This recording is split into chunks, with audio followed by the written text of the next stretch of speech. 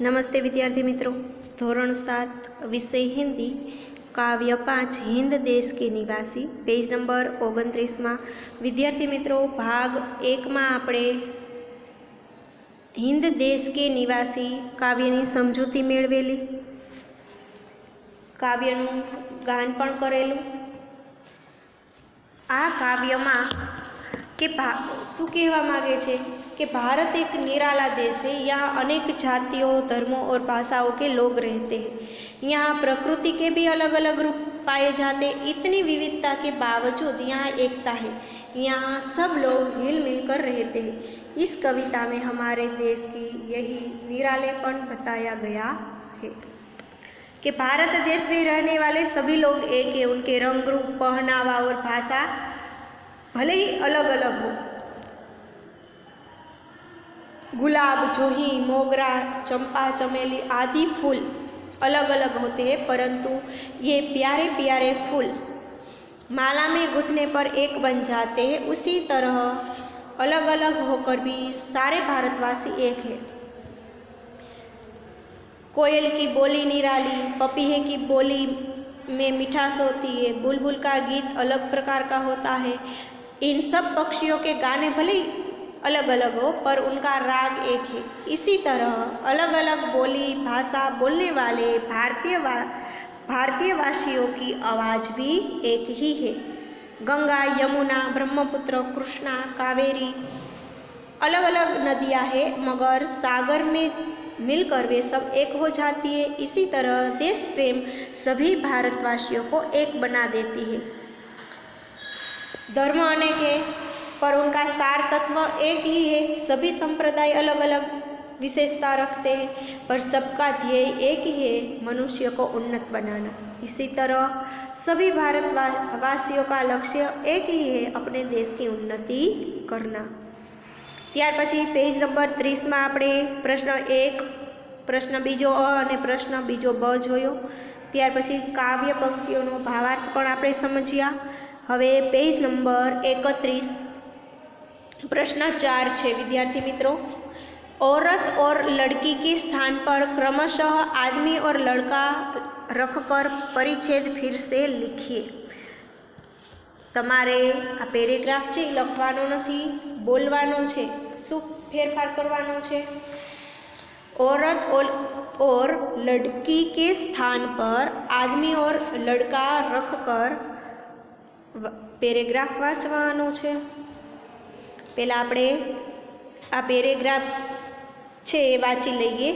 एक मोटी औरत जा रही थी, पीछे पीछे एक लड़की चल रही थी। लड़की छोटी और पतली थी। औरत को पता चला तो घूर कर बोली, ए लड़की, मेरे पीछे पीछे क्यों चल रही है? लड़की भोलेपन से बोली, मैं तो केवल छांव के नीचे चल रही थी। हवे आज पेरेग्राफ ने आपणे औरतनी जग्याए आदमी और लड़कीनी जग्याए लड़का। एक मोटा आदमी जा रहा था, पीछे पीछे एक लड़का चल रहा था। लड़का छोटा और पतला था। आदमी को पता चला तो घूरकर बोला, ए लड़के, मेरे पीछे पीछे क्यों चल रहा है? लड़का भोलेपन से बोला, मैं तो केवल छांव के नीचे चल रहा था। त्यार पछी स्वाध्याय प्रश्न के उत्तर लिखिए। पहलू छे हिंदवासियों में कैसी विविधता है। तमे काव्य समझिया तो हिंदवासी अलग अलग रंग और रूप के हैं। उनके पहनावे अलग अलग है। वे अलग अलग भाषा बोलते हैं। वे अलग अलग धर्मों को मानते हैं। इस प्रकार हिंदवासियों में अनेक प्रकार की विविधताएं हैं। माला में कौन कौन से फूल एक रूप हुए हैं? तो माला में बेला, गुलाब, जूही, चंपा, चमेली आदि तरह तरह के फूल एक रूप हुए हैं। इस कविता में किन किन नदियों का उल्लेख है? इस कविता में गंगा, यमुना, ब्रह्मपुत्र, कृष्णा और कावेरी नदियों का उल्लेख है। नदियों से हमें क्या संदेश मिलता है? तो हमारे देश में अनेक नदियाँ हैं। उद्गम स्थान अलग अलग है। वे अलग अलग मार्गों से बहती है, लेकिन अंत में वे सागर में मिलकर एक हो जाती है। इन नदियों से हमें यह संदेश मिलता है कि जैसे नदियाँ अलग अलग होकर भी एक हो जाती है, उसी तरह हम भारतवासी अलग अलग होने पर भी एक होकर रहे। त्यार पछी प्रश्न 2 है कि कोष्ठक में जो शब्द समानार्थी नहीं है उन पर घेरा कीजिए और समानार्थी शब्दों का वाक्य प्रयोग कीजिए। હવે 4 આપેલા રાહ, પંથ, પેર ને રાસ્તા, તો 3 છે એના સમાનાર્થી બને છે અને એક શબ્દ એવો છે જે સમાનાર્થી શબ્દ ન બનતો હોય, એમાં તમારે શું કરવાનું છે? રાઉન્ડ કરવાનું છે અને બાકીના વાક્ય બનાવવાના છે। તો હું અહીંથી બોલું છું, જે શબ્દ ઉપર રાઉન્ડ કરવાનો છે એ શબ્દ બોલું છું। પેર શબ્દ ઉપર રાઉન્ડ કરો વિદ્યાર્થી મિત્રો, પેર શબ્દ પર, કારણ કે પેર શબ્દનો સમાનાર્થી શબ્દ બંધ બેસતો નથી। રાહ, પંથ ને રાસ્તા આ ત્રણેય સમાનાર્થી છે, પેર શબ્દ આમાં બંધ બેસતો નથી। ત્યાર પછી બીજું, કુસુમ, પુષ્પ, કાંટા ઓર ફૂલ, તો આમાં સમાનાર્થી નથી એવો શબ્દ કયો છે? તો કે કાંટા શબ્દ સમાનાર્થી નથી, તો એની ઉપર રાઉન્ડ કરો। ત્યાર પછી આમ, અનૂઠા, નિરાલા, અનોખા, તો આમ શબ્દ છે એ કેવો છે? સમાનાર્થી શબ્દ નથી, તો આમ ઉપર શું કરવાનું છે? રાઉન્ડ કરવાનું છે। ત્યાર પછી જન, મનુષ્ય, માનવ ઓર સ્ત્રી, તો સ્ત્રી શબ્દ છે એ બંધ બેસતું નથી, સમાનાર્થી શબ્દ નથી, એટલે સ્ત્રી શબ્દ પર રાઉન્ડ કરવાનું। એટલે પહેલામાં પેર શબ્દ પર, બીજામાં કાંટા, ત્રીજામાં આમ અને ચોથામાં સ્ત્રી। હવે આપણે એક એક વાક્ય બનાવવાનું છે। હું અહીંથી બોલું છું, તમારે ધ્યાનપૂર્વક સાંભળવાનું છે। પંથ શબ્દનું આપણે વાક્ય બનાવીએ। यह पंथ सरल नहीं है। राह, मुझे नई राह मिल गई। रास्ता, यह सीधा रास्ता है। ત્યાર પછી कुसुम, यह चमेली का कुसुम है। पुष्प, कमल के पुष्प जल में होते हैं। फूल, यह कितना प्यारा फूल है। अनूठा, यह चर्चा के लिए अनूठा विषय है। अनोखा, उसने अनोखा रास्ता पकड़ा। निराला, तो आपका हर ढंग निराला है। जन, कोटि कोटि जन तिरंगे को वंदन करते हैं। मनुष्य, दुनिया में तरह तरह के मनुष्य है। मानव, तो जिसमें मानवता हो वही मानव है। आ सिवायना विद्यार्थी मित्रों तमे वाक्य लखी सको। त्यार पछी आवे छे भाषा सजता संवाद छे। घाटा शब्द छे एना उपर खास ध्यान आपजो। प्रियंका, मीना आज तू चुपचाप क्यों बैठी है? मंदिर नहीं जाना? नहीं आना? मीना, नहीं मेरा मन नहीं लगता। प्रियंका, अरे हाँ आजकल तुम बहुत खेल रही हो ना। त्यार पछी आगळ मीना, मैं क्रिकेटर बनना चाहती हूँ पर मुझे खेलना रास नहीं आया। प्रियंका पूछे छे क्यों? मीना, कल मैं मोहल्ले में खेल रही थी तब गेंद ने सीमा मौसी के घर की खिड़की का कांच तोड़ दिया। उन्होंने माँ से शिकायत कर दी। ओ, अब समझी तेरी उदासी का राज। खेलते समय दूसरों का भी ख्याल रखना चाहिए। मीना, आपकी बात बिल्कुल सच्ची, अब मैं ध्यान रखूंगी। अब आप बताइए। उपयुक्त संवाद में से व्यक्तिवाचक संज्ञाएं छांट कर लिखिए। व्यक्तिवाचक संज्ञा कई कई है? तो कि प्रियंका, अहीं पेलामां लखो प्रियंका, बीजामां मीना अने त्रीजामां सीमा। आ व्यक्तिवाचक संज्ञा है। प्रियंका, मीना, सीमा। त्यार पछी इन व्यक्तिवाचक संज्ञा शब्दों के लिए जिन शब्दों का प्रयोग किया गया है उनकी सूची बनाइए।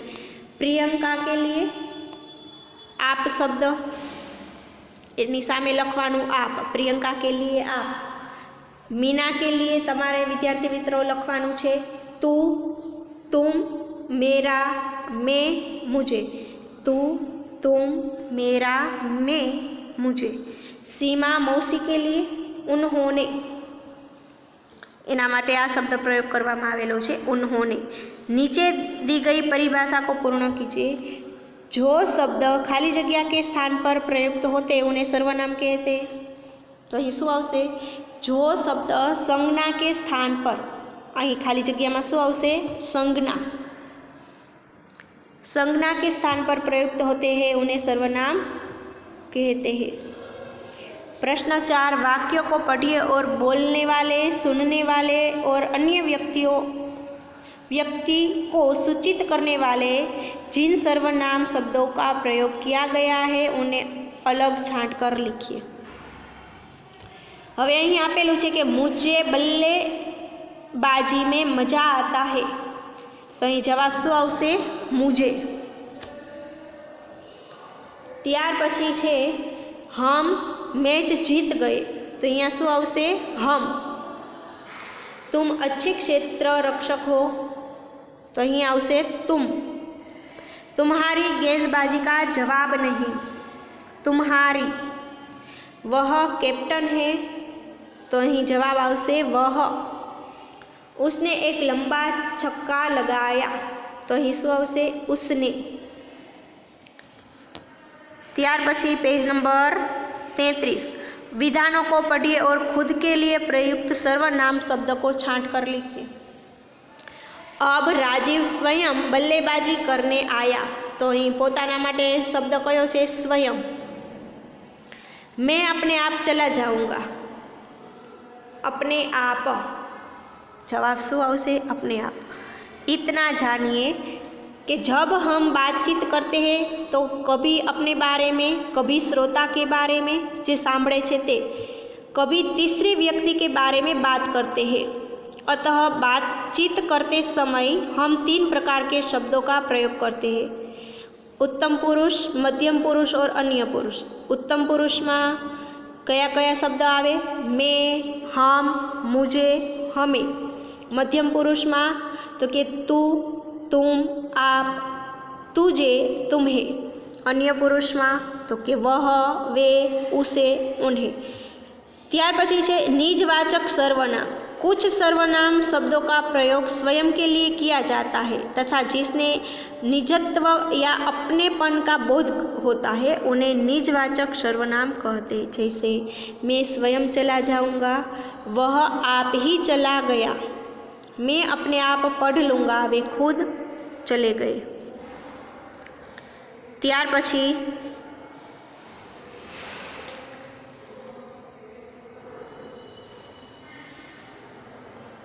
તો વિદ્યાર્થી મિત્રો અહીં પાઠ પૂરો થાય છે। કાવ્ય 5 છે हिंद देश के निवासी। अस्तु। जय हिंद, वंदे मातरम।